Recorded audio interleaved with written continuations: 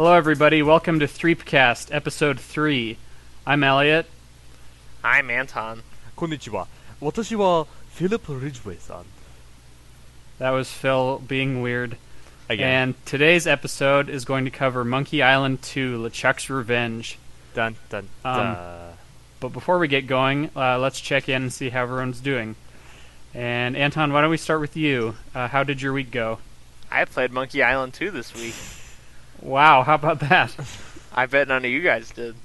Well, funny enough story. I was sitting in the airport, and no, that's always bit. No, I did play Monkey Island 2 this week, and I also have become fascinated with this game.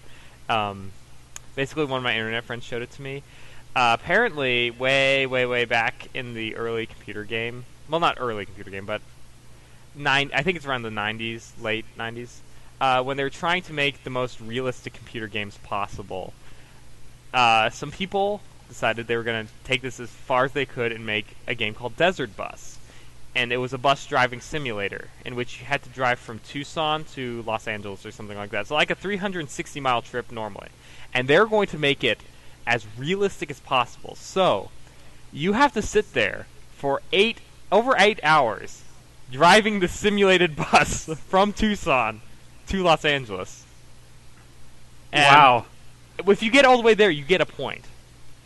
You get 1 point. 1 point. The game maxes out at 99. And someone did the math, and you have to spend over 33 days sitting there driving a simulated bus down the road. The highest known score is 90 hours. What's the gameplay, though? What do you do? Well, you sit go at a down bus, road. and then the bus, slightly, it just goes, and then it, drifts to the left and right, so you have to constantly be adjusting it. So there's, no way you can hold down a button and let it play out for you. You actually have to actively play it for 8 hours Wow. to make it all the way to Tucson. And periodically there are bus stops, and you can stop and pick people up. Yes.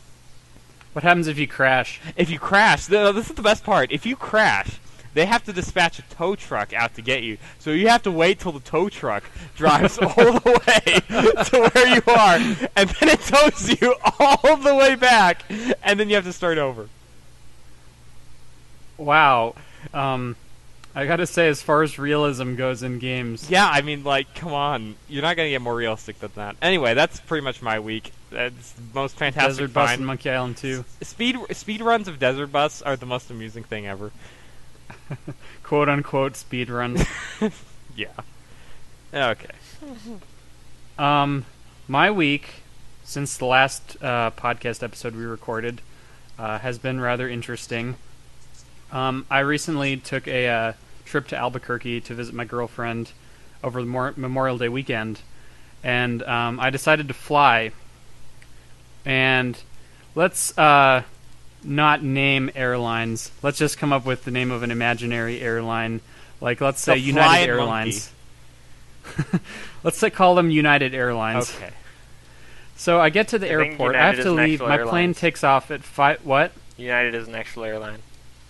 Yeah, I know. That was sarcasm. It was a reference to the John Delaney. Anyway. Go look up John Delaney, Best Meal Ever. It's a really, really good comedy skit. Anyway, so my plane leaves at 10 till 6, and so I have to get up super early to drive to the airport. So it's 4 o'clock in the morning, and I'm getting my ticket out of the little automatic machines, the self-service thing. And a message comes up notifying me that my flight has been canceled and that I've been put on a flight for the following day at 5:30 in the evening. So in my half-awake state, I'm staring at this, wondering just what... Because they didn't contact me or anything. So I'm just staring at it, wondering what is going on. So I called the lady over, and she's like, oh, okay, well, let me see if I can get you on another flight. So they give me two options at this point. I can either get a guaranteed seat on a flight that goes out of Kansas City at 5:30 that evening. So basically I would be stuck in Kansas City for an additional 12 hours before I could go. Or I could get on a flight in the next half hour and then take my chances hopping across to Albuquerque on the standby list, hoping that there'd be an open seat. So it's 4 in the morning. I'm not thinking very clearly, so I'm weighing my chances on either option, and then I ask the lady what I should do, and she's like, well, I think your chances are pretty good if you get on the standby. So she's telling me I should just try to hop on the empty seats on these planes. So I'm like, okay, I'll see if the first one has any open seats and see where it goes from there. So the first plane that I can get on does have an open seat. So at this point, I can either stay in Kansas City and get a guaranteed seat at the end of the day, or I could take my chances. So I'm thinking to myself at this point, okay, the worst possible thing that could happen to me is that this plane will take me to the Houston airport, and then I will get stuck there and not get on another standby flight, and then I'll be stuck at the Houston airport all day. So I'm thinking to myself, there's no way that's going to happen. Nah. So I get to the Houston airport. We land about 8 a.m., and then I proceed to spend the next 12 hours of my life at the airport. I missed 2 standby flights, and it's so awful the way they do it. Is they show you a map of the empty seats, and as it gets closer to the flight taking off, the empty seats start to disappear, and then they show you the standby list with your name on it, and it never moves. Like, you never move up on the list. In fact, you move further down the longer you wait during the day. So eventually, I finally do get on another plane, 6 p.m. that evening. And then once I'm on the plane, they announce that they need to replace a fuel light indicator on the plane. It's going to take an additional hour and a half. Or it was more closer to an hour, I guess, before the plane could take off. And so they said HR would be coming on the plane to provide us with compensation for the delay. And what their magical compensation was, it was 2 things. Here's what they gave us. The first, they gave us free water. Whoa. Whoa. Second thing they gave us was the option to get off the plane and go back into the airport instead of just leaving us sitting there. That was their big offer. Wow. So what an offer. Basically what an offer happened you can't was refuse. I got a middle seat, so the guys on either side of me decided they were going to go back in the airport and get drunk before the plane took off. Oh, no. So, yeah. I have to admit, I did feel like this is the closest in my life that I've ever been driven to alcoholism.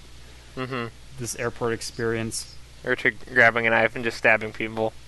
Yeah, that was also an option that crossed my mind at one point. Luckily, that didn't happen. I told my girlfriend that when I was waiting for the second standby flight, I said that next time you see me will either be in person or on the news. Yes. So. Yes. Anyway, I did finally get to Albuquerque, and the rest of the trip was fine. We did the Breaking Bad tour, and that was a lot of fun. Yeah. Cool. Was So, your flight back eventful? no, actually, the flight back had no problems at all. Wow. So I was fully expecting something to happen. This is why I don't leave the house. Yeah. Good life advice. Don't leave the house. Don't leave the house. Play adventure games. Stay indoors. Yeah. Okay. Is there anything else we need to talk about? Not Monkey Island 2. Monkey Island. Well, yeah, we got to get to that. Hush up now. We got some podcast feedback. You guys want to do feedback? Okay. Okay.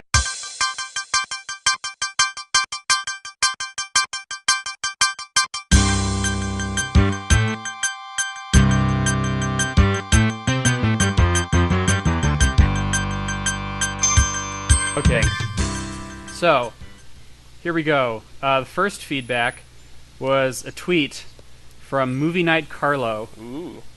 And basically, they have their own podcast where they talk about movies.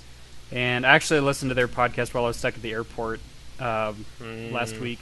And it's a pretty good podcast. You guys should check it out. Movie Night Carlo. And so their comment was, download this podcast now if you love LucasArts point and clicks. It's awesome. And they gave us a smiley face. Nice. Awesome. And then the next piece of feedback we got was from Elizabeth Walkup, who is my girlfriend, because I didn't make that connection. Nice job! I thought you were trying to not say her name, and then now name's coming out. Now the connection has been made. So she sent us some you can edit that out, right? Email. What? You can edit that out, right? Yeah, we'll fix that later. Some anonymity editing. Some anonymity. Anyway, so Elizabeth writes, Phil should speak in Jamaican for the rest of his life. Okay. Do a review of the upcoming Flash movie next. Make Elliott read more things. Okay. Shorten the music intro.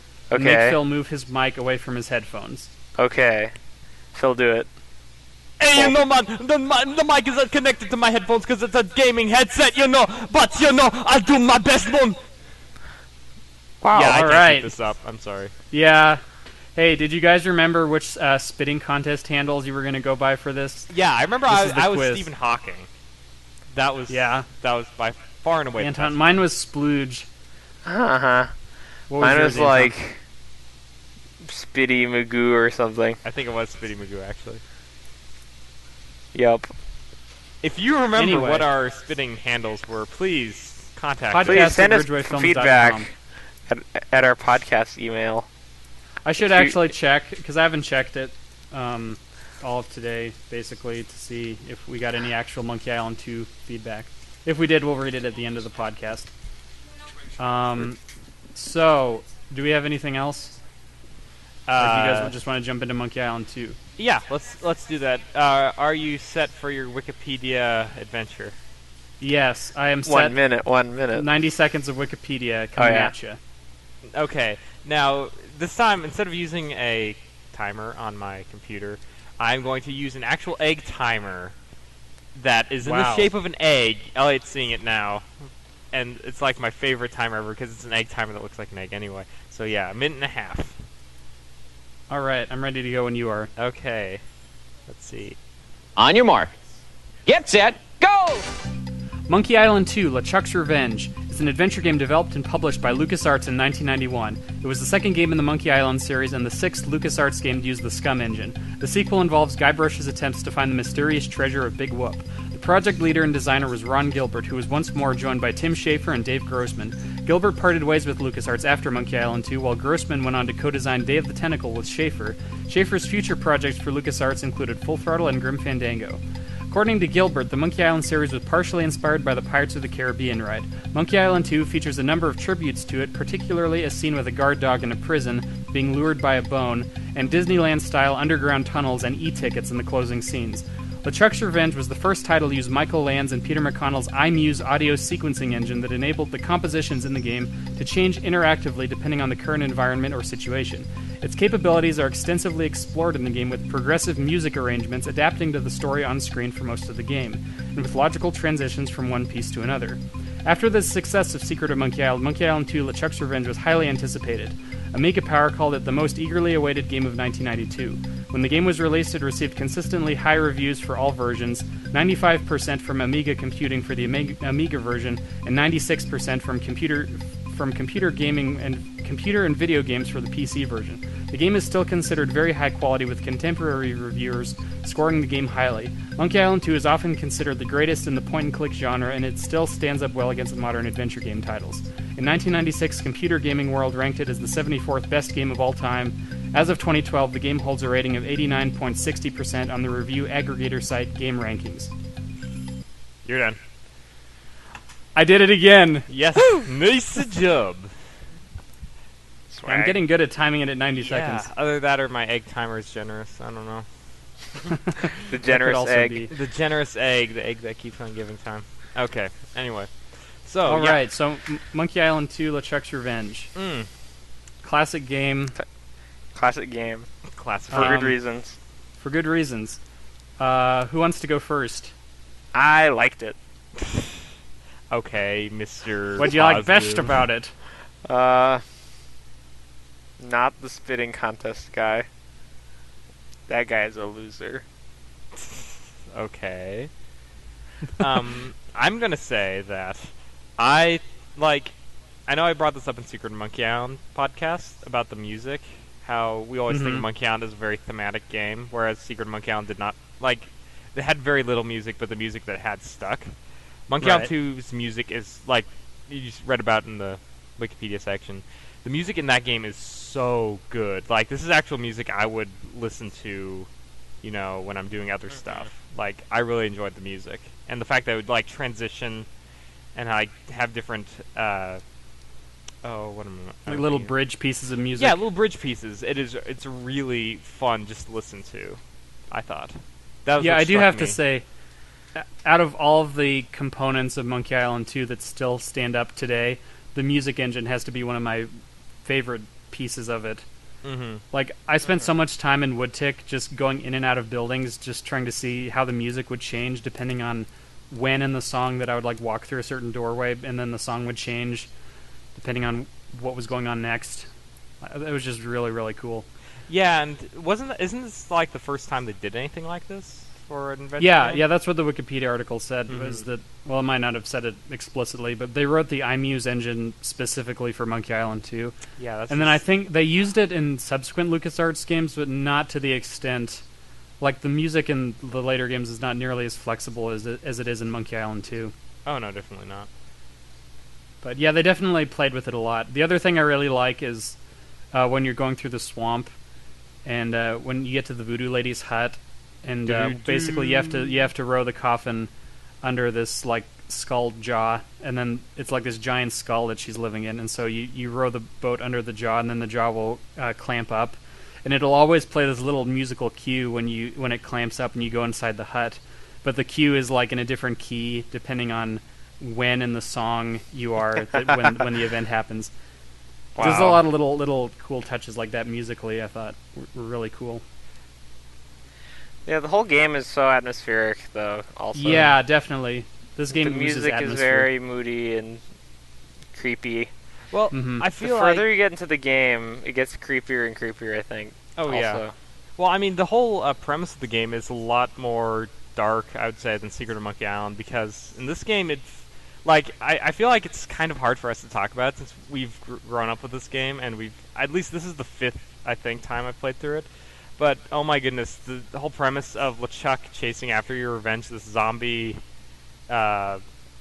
person just coming after chasing you all over the Caribbean, that is, like, it's such a more dark take. Or not take, what am I thinking of? But just, it's a lot more serious theme, I think, than Secret of Monkey Island. Yeah, which the just theme kind is a of lot goofy. darker. I think generally sequels are a lot darker because they usually have to do with elements like revenge. Mm-hmm. And I think this, going back to the atmosphere that the music provides, one of the things I like about this is the fact that the music is wall to wall in this Oh, game. yeah. Like, there was a lot of silence in the first Monkey Island game, and I felt like that made it feel more like an old computer game. Mm-hmm. Whereas this feels more like a modern adventure game because it's constant music everywhere you go. Well, yeah, definitely. The silence can definitely be effective, too. But I Yeah, feel like like in the library. there weren't any places in the game where I felt like it needed to be silent or like the music was ruining the atmosphere. Yeah, It was no, the pretty music much- was it was very perfect well done. pretty much everywhere. Yeah. Although I do love me some silence. Nutritious. One of the things I like about the story, Phil, you were kind of talking about how the tone was different, sort of that it's darker. One of the things I noticed that was different is sort of the activities that you're allowed to do as Guybrush in this game are quite different. Mostly because in this section of the Monkey Island story, Guybrush is now like a full-fledged pirate. So you do a lot more piratey things. So you steal a lot more Right. stuff, and you cause a lot more misery to the other characters. And it It's lets true. you behave. It lets you behave badly, and I think that gives the game a lot more of a fun tone. It's Because true. you're constantly like pulling pranks on people and stealing from people and Uh-huh. doing awful things. Oh, yeah. Right. The music when you're getting chased by the chef around Governor Marley's mansion, that comes to mind right now. Yeah, definitely. It does feel like it's a lot more of a robust game than Secret of Monkey Island. Like, I feel like Secret of Monkey Island, they're just kind of, setting up characters and just testing the waters. Where can we take this? And this game, they're definitely just having fun with the world they've created.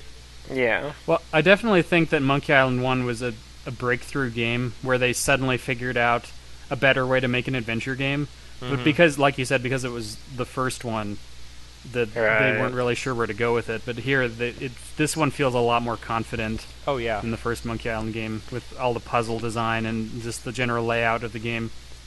And I mean, like, Secret of Monkey Island always felt to me kind of like very small in scope. Like, you only really go to Melee Island, the ship, and then Monkey Island. Whereas this one, you have Scab, Dinky, Booty, Fat, and then other miscellaneous. And LeChuck's Fortress. LeChuck's Fortress, yeah, and then the ending tunnel.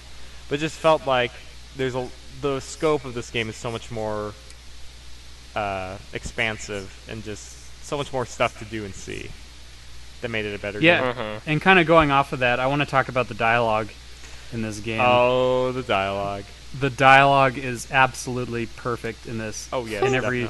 every dialogue tree is so funny. Like I mean, I've gone through all of these trees so many times in all the times I've played through this game, but it's still just so funny. All the stuff you can say to people, all the different options you can take, all the little Easter eggs they put on the different branches of each conversation. How much wood would a woodchuck chuck if woodchuck Yes. wood?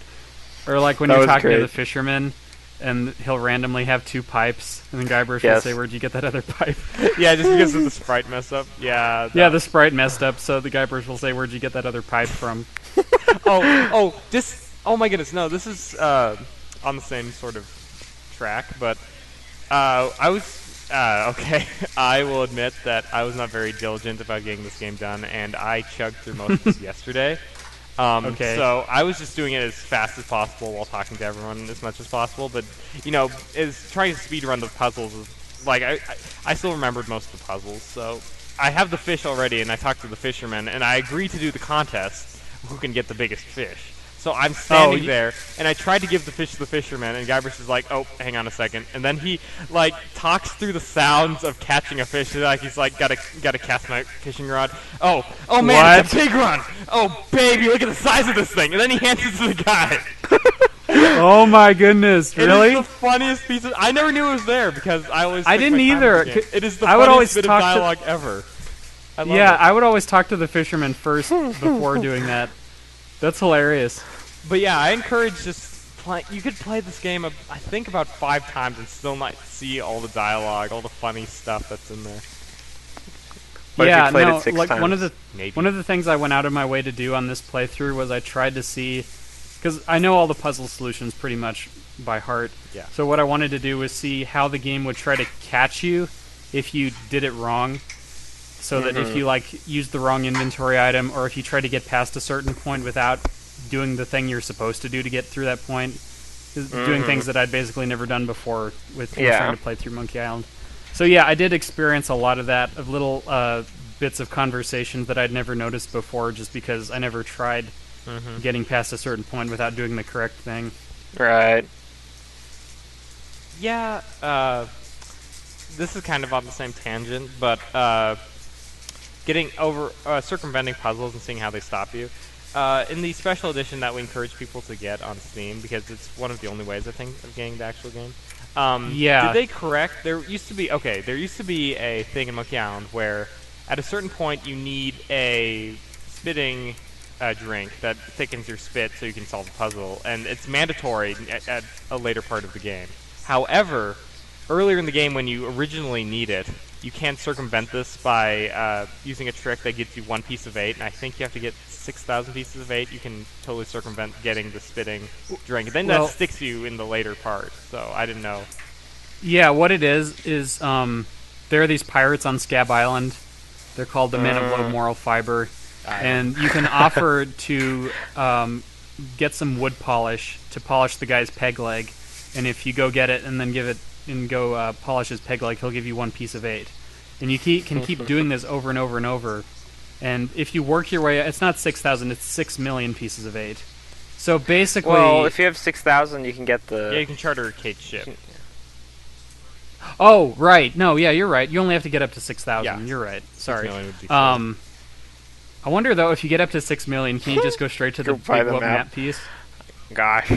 Somebody needs Anyway. to hack into the game and find out for Oh us. my goodness, no. What if you got like 6,000, and then you get 6 million, you grab the map piece, and then you go to Kate Capsize, and then you do that and try to give the monkey head to the guy? What do you think the game would do?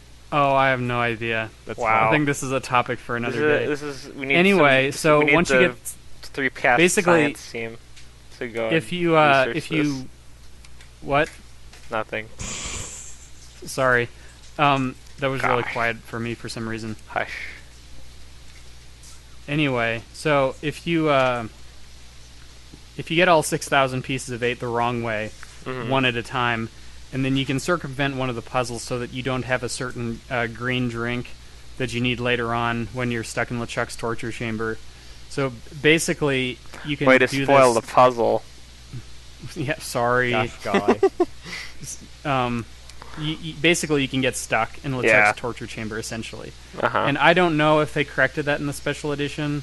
I know they made a couple of text changes to a couple of things. Nice. I think jokes that they deemed were no longer politically correct. Uh-huh. But Uh-huh. Yeah. anyway, Yeah. I want to talk about the ending specifically, Oh, but we're gonna gosh. save Are we getting the to the ending discussion. already? No. We'll save that Okay. for afters. So, yeah, what did you guys think of the puzzle density? Like, as far as the number of puzzles and how difficult they were? It was nice. There were only a couple of puzzles I thought were frustrating or otherwise Bad. bad. Like the puzzle to get to the cottage on Fat Island. It's like why would you think to do that, like, ever? Do we want to say what it is? It was the banana puzzle. It was like, what? No, that doesn't. No. Well, so No. basically, you have to. There's got a all my water tears. pump. What? That earned all my tears. Yeah, there's a water pump that you have to turn off, and to turn it off, you need a monkey wrench.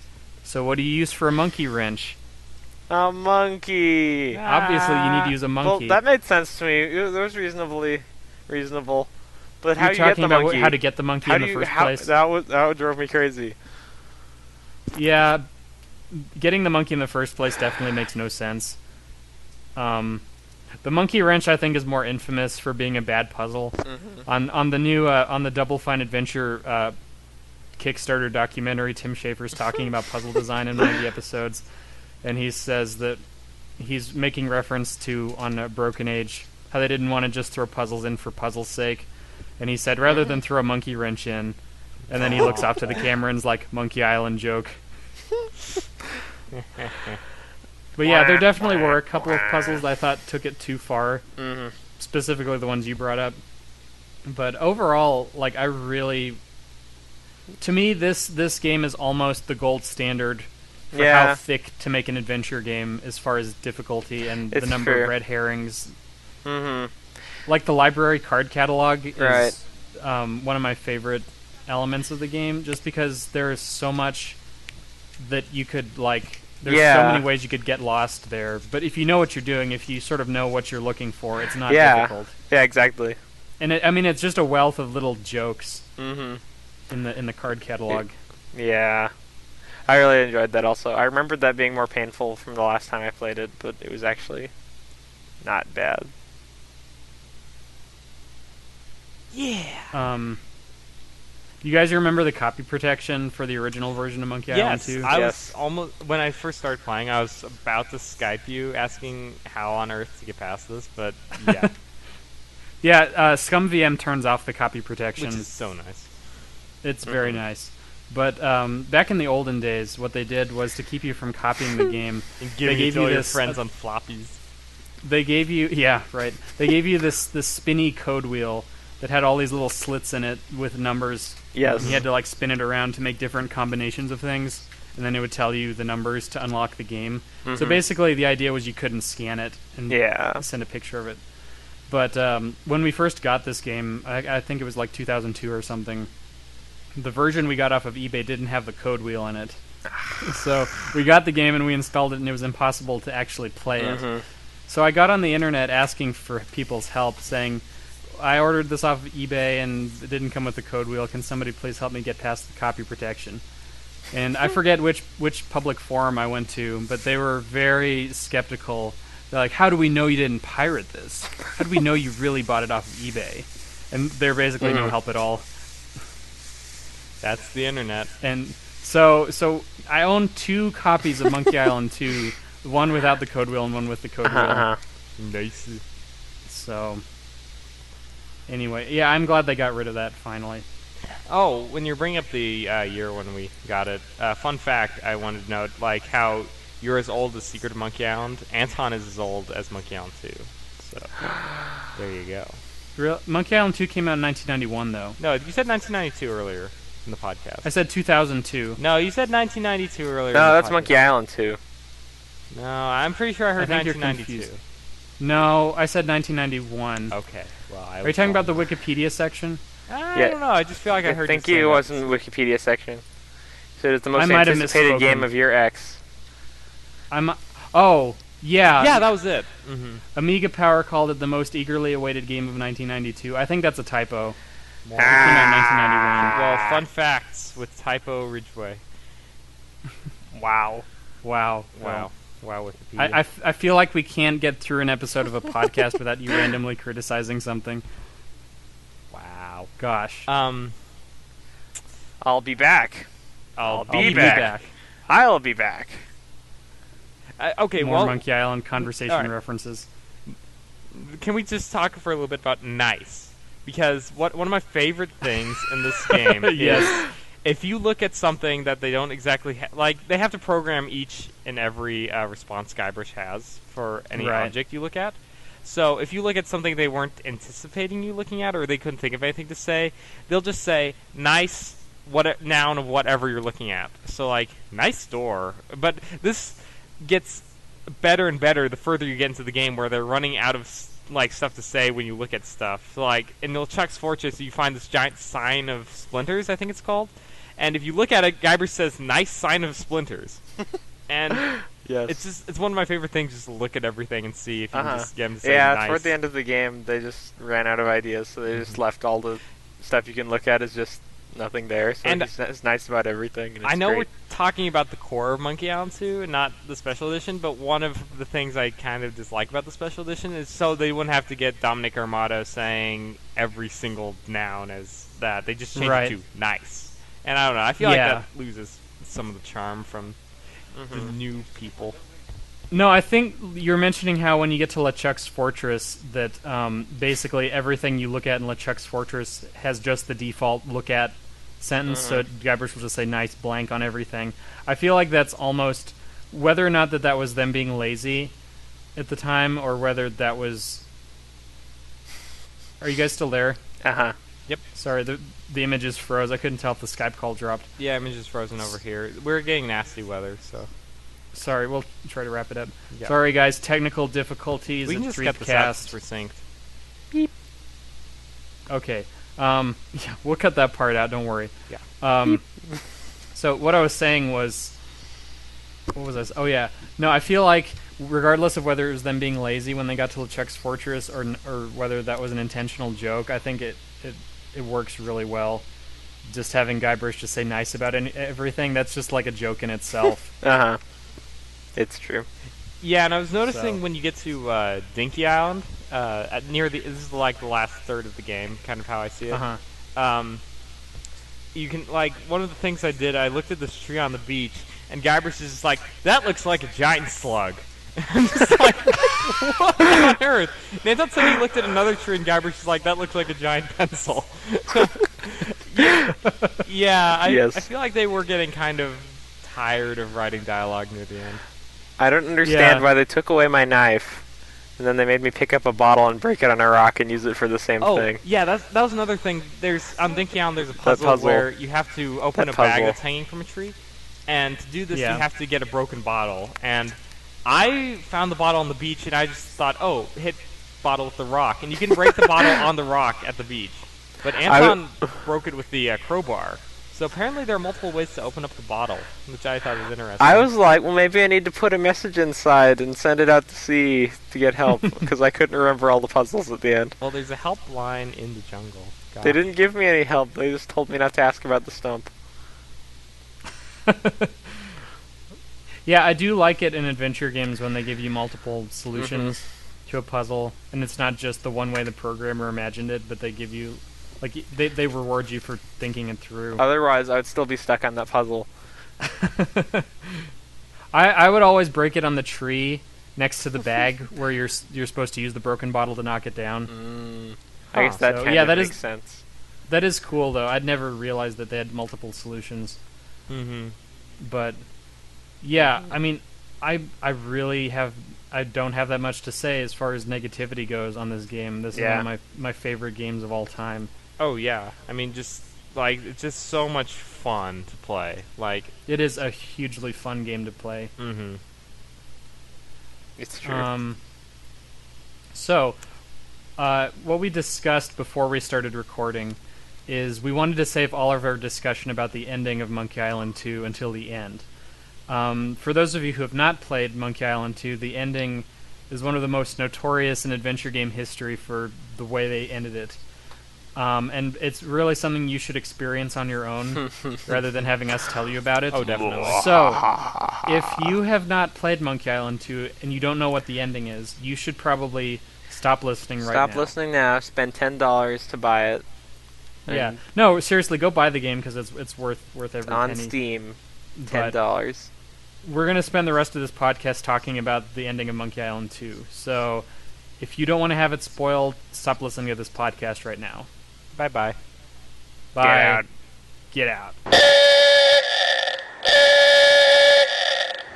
Spoilers.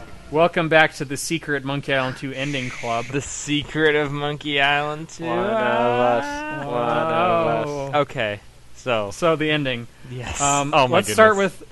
start with what do you guys think of it today? Like, what was your opinion on the ending, having played through it this most recent time? Oh my goodness. I have, again, I've played this game so many times, but I have never been more... that ending is just so unsatisfactory. It's just, I don't know. Okay, we're talking so much about... Well, yeah. It connects to Curse of Monkey Island, okay. Here's the thing. We're talking so much about the writers being lazy and stuff, and there's, Oh, yeah. most of it is, a Star Wars reference to Star Wars 5, and I can't help but wonder if they were just blowing the ending off, oh, we'll just do this, this'll be funny.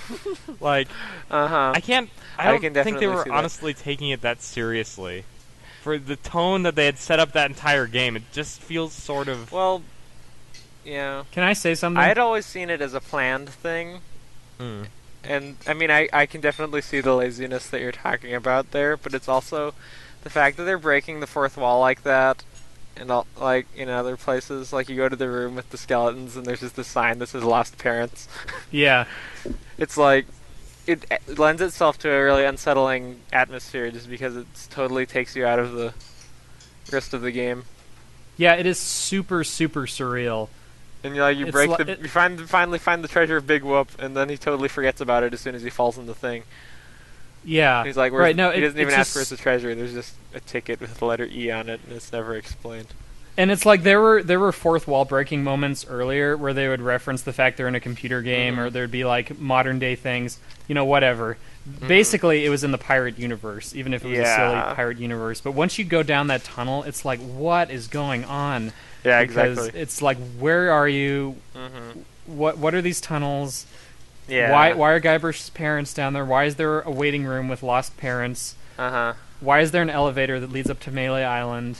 Yeah, exactly. And it's creepy also because you're trying to build a voodoo doll by tricking LeChuck, and he's chasing you around. It's just the whole... Right. And the I always like it music and the whole thing is very unsettling. I like it in games when they leave you to do something that somebody else did for you earlier. Where it's oh great, now I've got to figure out how to do this. But they don't spell it out that you have to do that. Right, so the fact that you have to make a voodoo doll of LeChuck, and you have to do it without the voodoo lady's help, I thought also makes it unsettling. It's Guybrush doesn't really know what he's doing, he's just kind of going off of what she did. Yeah, exactly. You want my opinion on the whole LeChuck being Guybrush's brother? Okay, shoot. I think the only reason, regardless of what they had planned for the original third Monkey Island, I think the only reason they did that was so that they could explain how Guybrush... Because you have to one of the voodoo doll ingredients is something of the dead.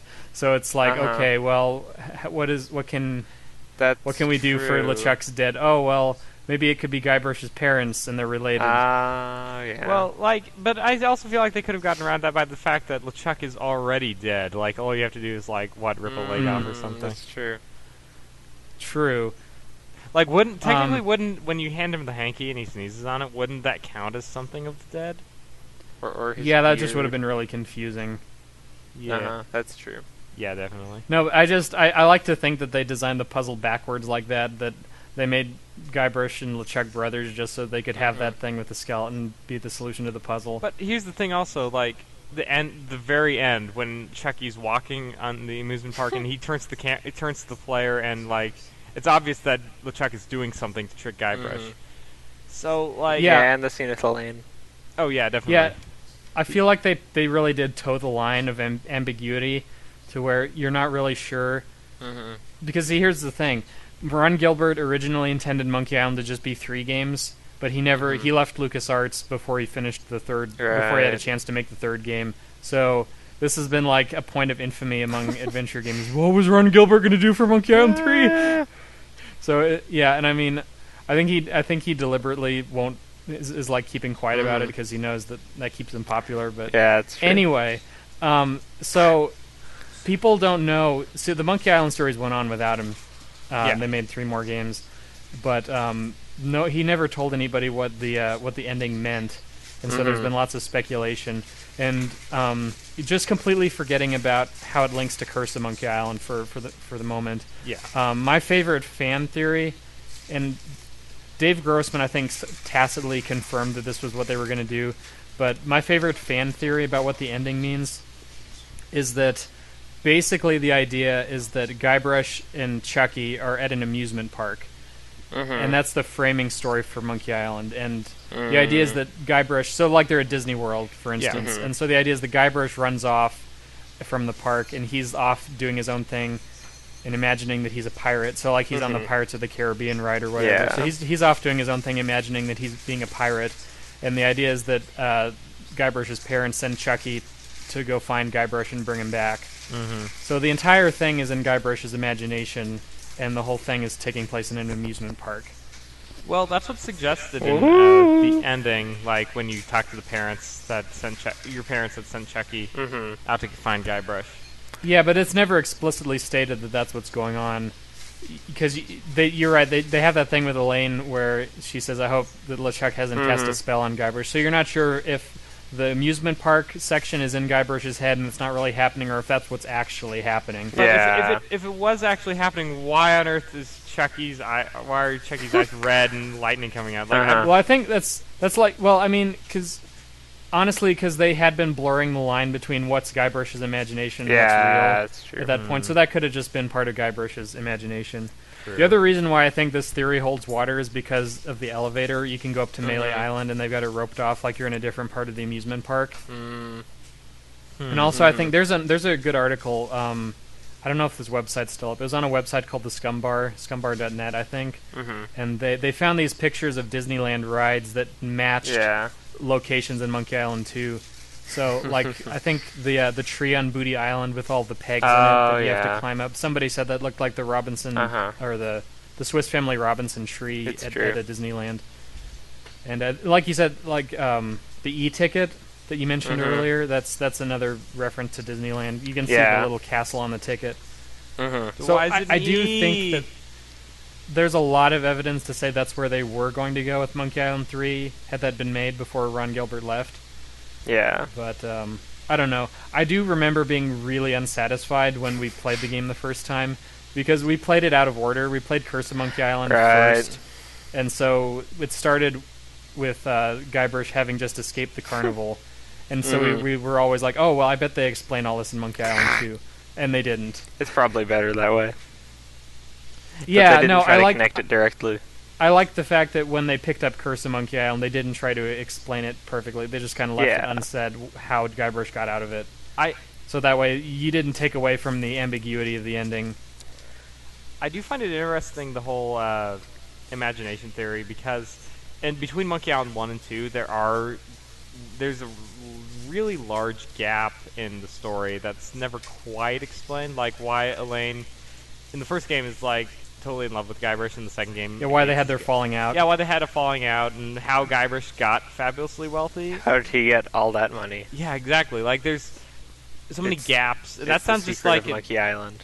What a little kid would imagine in a story. Like, there would be gaps in it, and then just not go back and explain it. So I definitely think that's what they were going for, but I'm so glad that they didn't do it, because Curse of Monkey Island. I cannot wait for that podcast. I think I mentioned it every episode now. I think you have mentioned Curse of Monkey Island, and you've also rapped on Escape from Monkey Island every episode so far. Yes, thank you for reminding me.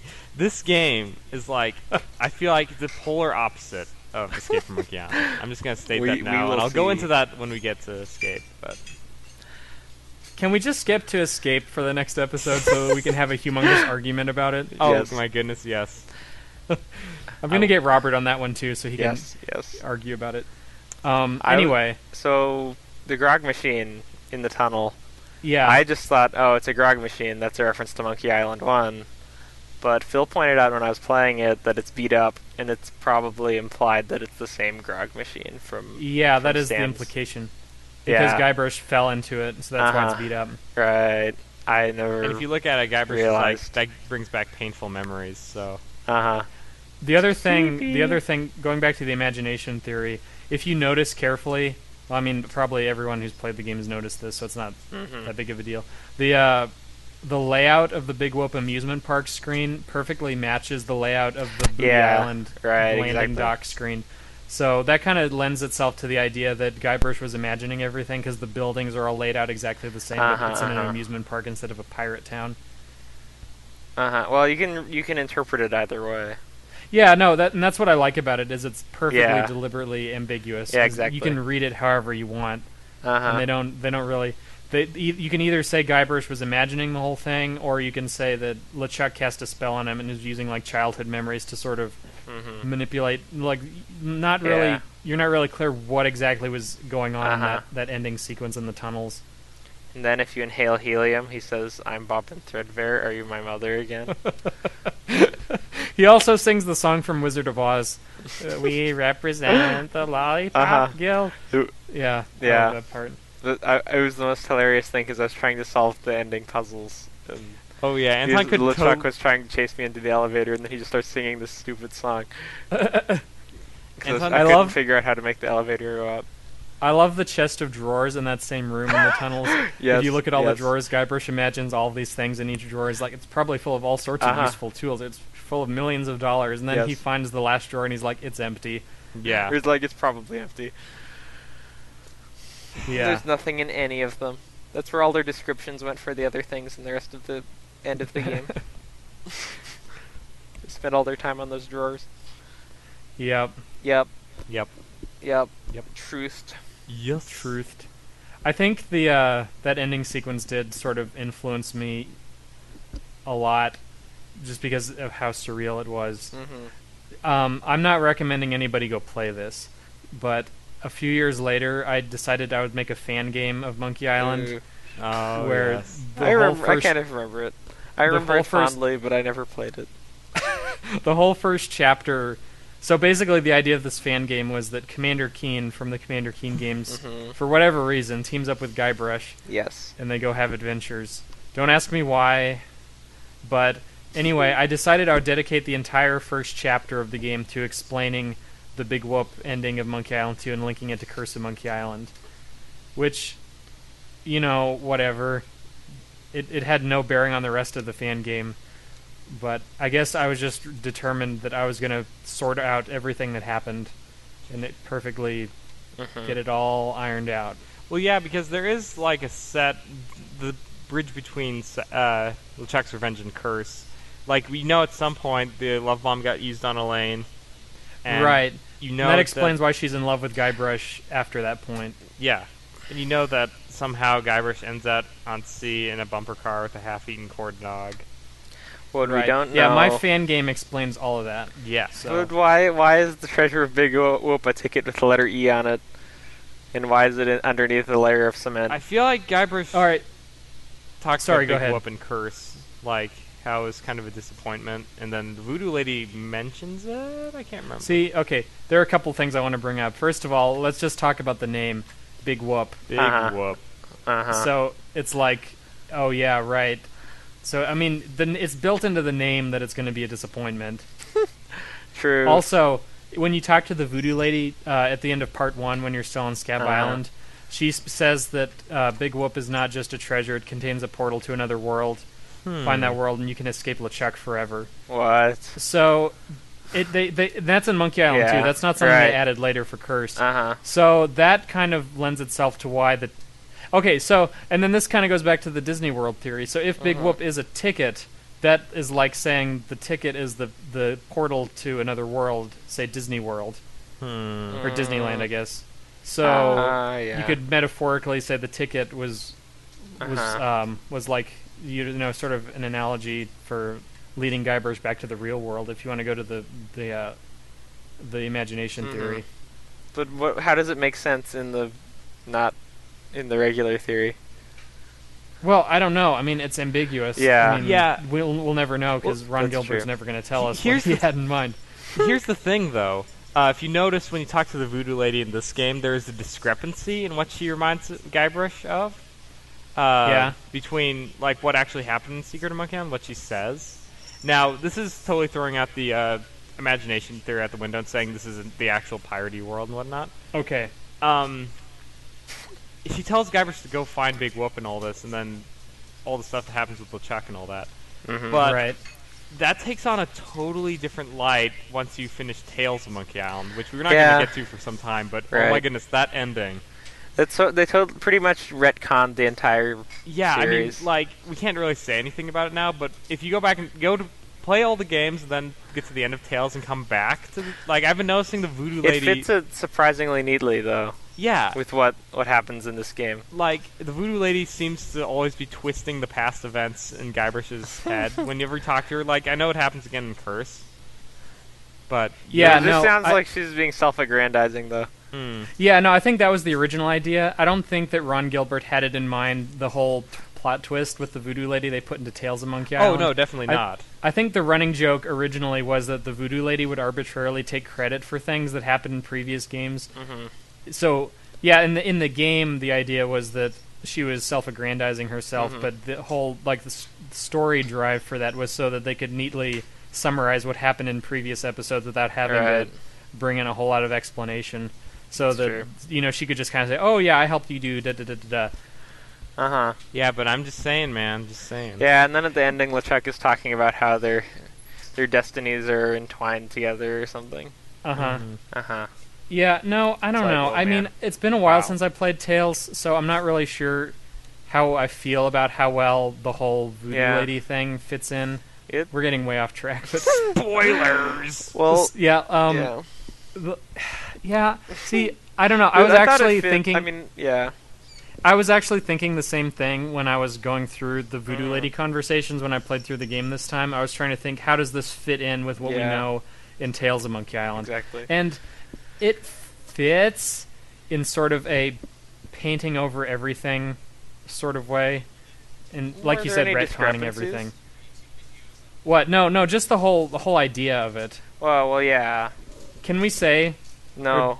No, we have to wait till Tales of Monkey Island. Tales of Monkey Island was released in the last 10 years. So? It's still spoilers. Snape killed Dumbledore. Too soon. Okay. Too soon, so, all right. So let me just say, I don't like the plot twist in Tales of Monkey Island. Really? I thought it was great. Oh, it's wonderful. Well, it just feels like it creates too many holes. Just in the little details. Okay, it's really hard for me to say specifically what bugs me about it because I don't want to spoil Tales of Monkey Island until we get to that. Yeah, let's hold off on this. I didn't know this was gonna bring up such harsh feelings. Let's hold off on this. It's also frustrating to me because Tales of Monkey Island also has a cliffhanger, and so it's not as teeth grinding as the Monkey Island 2 ending, but they did still leave some stuff unexplained at the end of Tales of Monkey Island. So it's like. We're talking about this whole subplot with the voodoo lady and LeChuck and how they're related, but they never explain it in Tales of Monkey Island. They sort of left it up to a 6th Monkey Island game to explain that. We still don't know how that was all going to fit together. Yeah, it's true. It's kind of like the whole going to escape from Monkey Island temporarily, the Herman Toothrot thing. Yeah. That's another thing where I feel like I don't know how I feel about them going back and retconning existing stuff just for the sake of a cool plot twist. Because it creates a lot of little tiny holes. Like, you're just looking at the big picture, these plot twists are fine, and they're just, silly. Yeah. Like, oh, by the way, this character was actually doing this. Dun, dun, dun. But if you actually get to, the minutia and try to make it fit in with everything that happens in the game, it does kind of fall apart to a tiny degree. I don't know. I will say though, I like the twist in Tales of Monkey Island better than the twist in Escape from Monkey Island, just because I like Herman Toothrot better as his own character. Yeah, Herman Toothrot was such a good character. Just being a hermit that lives on an island and acts stupid. What do you guys think about the fact that LeChuck, being Guybrush's brother, never gets brought up in any other Monkey Island I feel game? like that is... Well, the fact that it doesn't get brought up in the other Monkey Islands, that's because they don't play on... They take it as the actual pirate world, sort of. Mm-hmm. I'm going to say world line instead of imagination. Yes, the timelines. I think that was just because he was trying to get Guybrush to put the leg back on the voodoo doll. Right. Yeah, no, I think that Guybrush... There's a little line when you complete the LeChuck voodoo doll. Guybrush will say, "Okay, brother," and brother's in quotations. So Guybrush doesn't ever really believe it, I guess. But when he takes the mask off, he's like, "You're my creepy little brother Chucky," like he recognizes yeah, but him. then you go to Elaine's line about how LeChuck cast a spell on Guybrush. Right. So presumably, going on the world line theory is that at some point between Monkey Island 2 and Curse of Monkey Island, Guybrush realized LeChuck wasn't actually his brother. And so that's why it's never brought up in another Monkey Island game. Here's the big thing, though. If LeChuck isn't his brother, then how does the skull of his parents work as the voodoo doll ingredient? How does it work in the first place? Well, see, then you could argue that the whole Dinky Island tunnel sequence was part of the spell. Yeah, that's what I think. It's like, why is LeChuck waiting down there, even? Yeah. How did place? LeChuck get down there in the first place? And why is there a room with Guybrush's dead parents in it? And why is there... Yeah. It's just a really surreal whole... That last sequence is incredibly surreal altogether. Yeah, I love that last sequence. Yeah. As much as the eventual ending frustrates me, the last puzzle sequence I absolutely love. Just the whole sequence in the tunnels. I love it. Okay. I think we've talked about the ending. All right, enough. here's another puzzle I'm going to complain about. Okay. Now that we're in spoiler territory. This is probably my own fault for having played the game before. I knew you were supposed to put the Kate flyer on the Guybrush wanted poster to put her in jail. Right. But I didn't ever think to get the envelope with the Near-Grog in it. Oh. So I kept trying to use all the colored grogs on cups and in what's his name's house, Rum Rogers' house, and it would never work. It made me sad. Yeah, that kind of hinges on you talking to everybody, because if you talk to the bartender on Scat, he tells you about the Near-Grog. I knew she had the Near-Grog, and then I just never thought, oh, it's in the Fat Island jail. Oh, yeah, right. It took me so long to make that connection. One thing I will say, though, observing Anton playing the ending sequence, the puzzle where you have to get a balloon and 2 surgical gloves and fill them full of helium and then use the elevator, that seems a little unfair in retrospect. That doesn't really make any sense. I was like, what? Okay. That is, It's just a desperate attempt to get lighter, and it works somehow. Like, I remembered the puzzle, so I didn't have trouble with it, but watching Anton do it, I was like, yeah, that's really kind of a bad puzzle. Well, yeah, because it requires you to kind of think not logically, because there's that box in the elevator that says 900 pounds on it. So it requires you to estimate how much Guybrush weighs. Yeah, exactly. And then think, okay, well, I have to make him lighter so that the 1,000-pound weight limit doesn't go over. But they don't indicate when you pull the lever that it's the weight limit that's keeping you down either. They just have the doors not closed. Right. I don't know. Yeah, the puzzle design sometimes does go a little bit too far into trying to beat you over the head with how obscurity. tricky it is. Oh, okay, but here's going back to the puzzle density. The way they got around that, I really like the fact that they gave you 2 difficulty options when you start the game, and I think they turned this off on the special edition. Nobody does. You only have easy hard mode in special edition. But see, in the original version, there's an easy mode where all of those really nasty, like the monkey wrench or the banana on the metronome, those got cut in the easy version, so you could just kind of breeze through it, and you wouldn't get all wrapped up in all the little tiny puzzles. And then that way, when you go to hard mode, you kind of already know the landscape of the game, and it's not as you're not as lost on trying to figure out what to do next. I thought that was a really, really nice touch. True. Oh yeah, definitely. Okay, here's my other thing that I enjoyed. If you get the Near-Grog and you try to drink it, Guybrush will say, "I'll only drink part of it." It'll go down. It'll say half a bottle of Near-Grog. You drink it again, and he says, "I'll only drink part of it." And it goes down to a third of a bottle. and a fourth of a bottle, and a fifth of a bottle, and a 16th or a sixth of a bottle, a seventh of a bottle, and an eighth of a bottle, and it keeps going. It just adds on to the number. Yeah, I got up to like 1/200th of a bottle of Near Grog just from drinking it over and over. That's awesome. You can do the same thing with the dynamite on Dinky Island. After you light the dynamite, if you just sit there, Guybrush will describe how short the fuse is getting.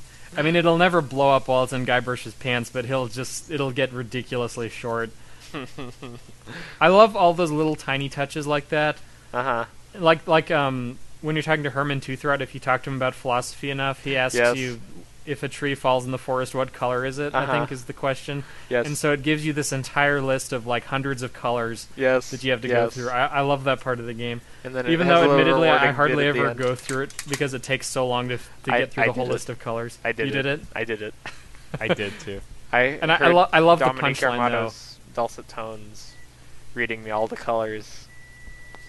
I love the punchline though. Yes. Is that when Guybrush finally solves the philosophical puzzle, Herman Toothrot says, "Now what have you learned?" And then Guybrush says that philosophy is a waste of my time. And then Herman Toothrot says, "Very good. It takes most people years to figure that out."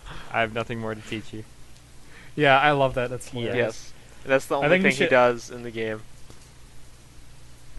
Yeah, like why is He's Herman Toothrot even there?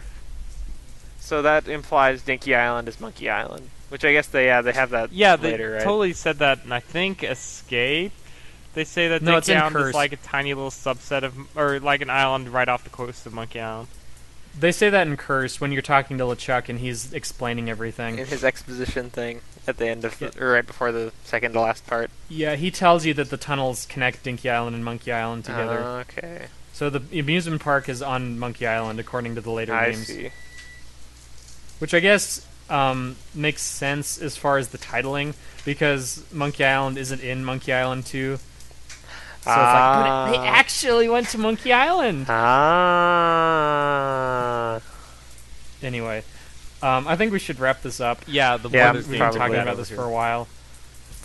So Monkey, let's rate it. Monkey Island 2, what do you guys rate it?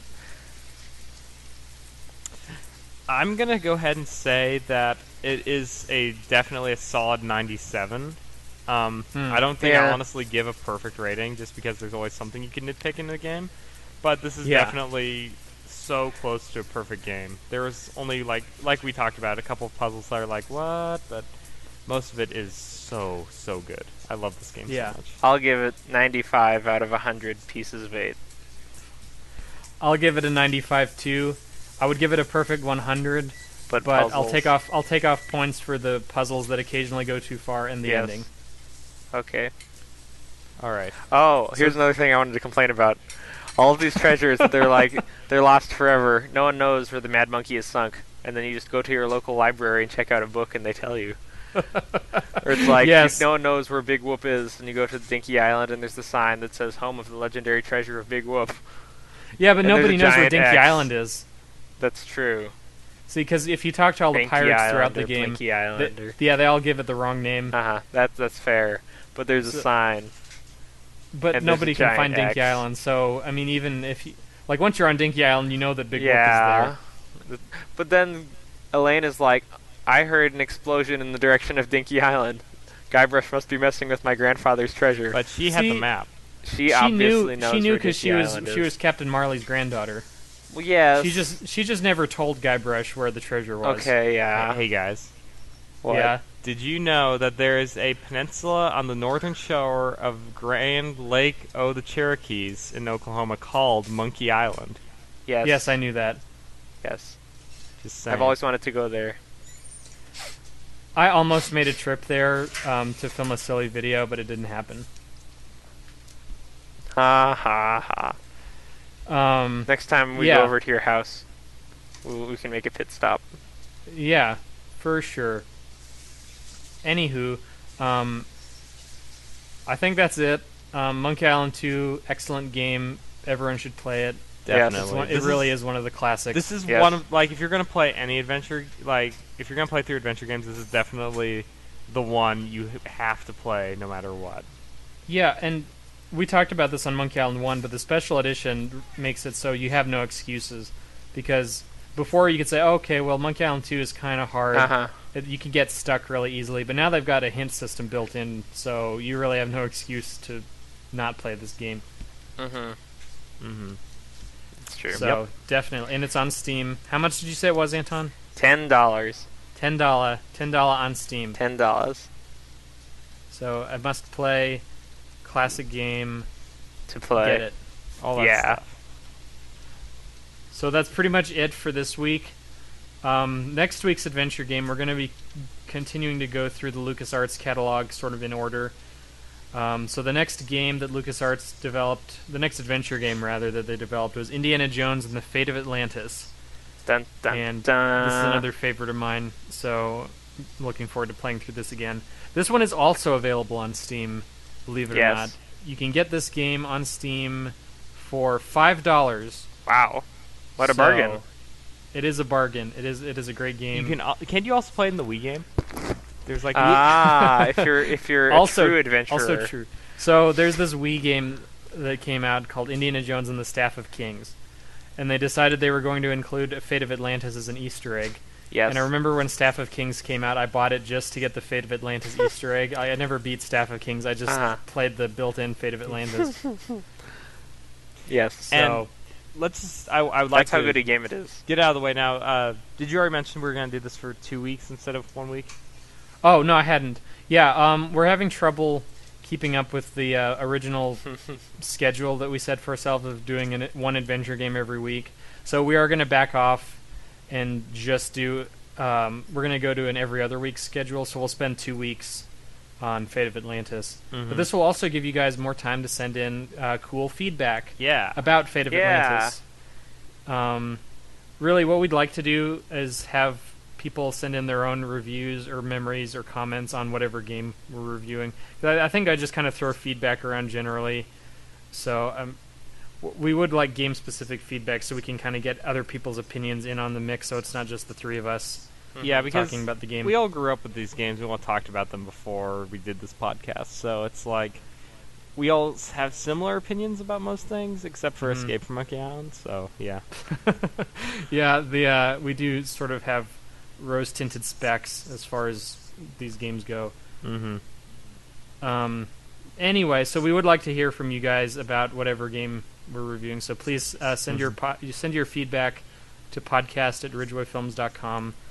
Next, I was about to say next week. The next episode in 2 weeks from now will be Indiana Jones and the Fate of Atlantis. And if you've played Fate of Atlantis through, we're going because we have 3 people playing through this. As long as Anton doesn't wimp out. At a certain point in the game, you have to choose between. Let's see, you're given a choice to solve things with your fists, or with your wits, or with help. And we should settle right here, right now, who's doing what, so we can get all 3 paths. Oh, so you wanna have each of us do one of the paths, and then we compare them? Totally. But yeah, I think we should. Honestly, when I play through Fate of Atlantis, I always save it at the point where the branching happens, and then I just play through all 3 paths every time I play Fate of Atlantis. Well, that's lame. But yeah, we can totally do that. We can each of us do one path, and then I call dibs on the wits path. Okay, I'll take the team path. Yeah, I was gonna ask for the fists path so I could solve things with my face. So that's good. Wow. I'd love to hear a psychologist's opinion on this. I usually do pick the fists path, but I decided to shake things up. I like wits. Team was the first one I did. When I didn't realize that there was branching in it, we were just kind of playing through it. Team was the one it stuck me with, so that's like the original path for me. Yeah, I feel like Team is the one they want you to do because you get more interaction with Indy and Sophia. Anyway, we're getting off track already. Yeah. So you guys send us emails with what path is your favorite. Yes. Yeah, and play Fate of Atlantis. Choose a path. Tell us what you think. If you have suggestions about the podcast in general, we'll take those too. Yep. What's the email anything again? Else? What? What's the email again? Did we say it already?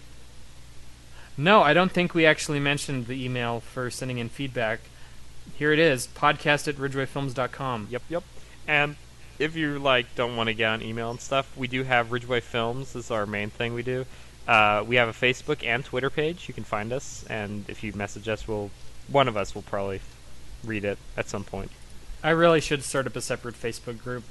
I think Probably. Well, once I we don't know. actually get people sending in feedback and interacting with us, I think I will do that, so we can have like a little club to hang out at. Yeah. Do a Google Plus hangout. We should call it the Scum Bar. Okay. Anyway, so that's all for this episode. Woohoo. See you guys with Indiana Jones and the Fate of Atlantis. We'll be back. I'll be back. I'll be back. I'll be back. Anyway, I'm Elliott, I'm Anton. Philip Summer. and this has been Threepcast. Episode Phil, you 3. should send us off with your Jamaican voice. Hey, you know, man, this has been Threepcast, you know, and we are signing off. Ah, Do Jamaican people say "aya"? They do now. Stereotype nailed. Nailed it. Nailed it.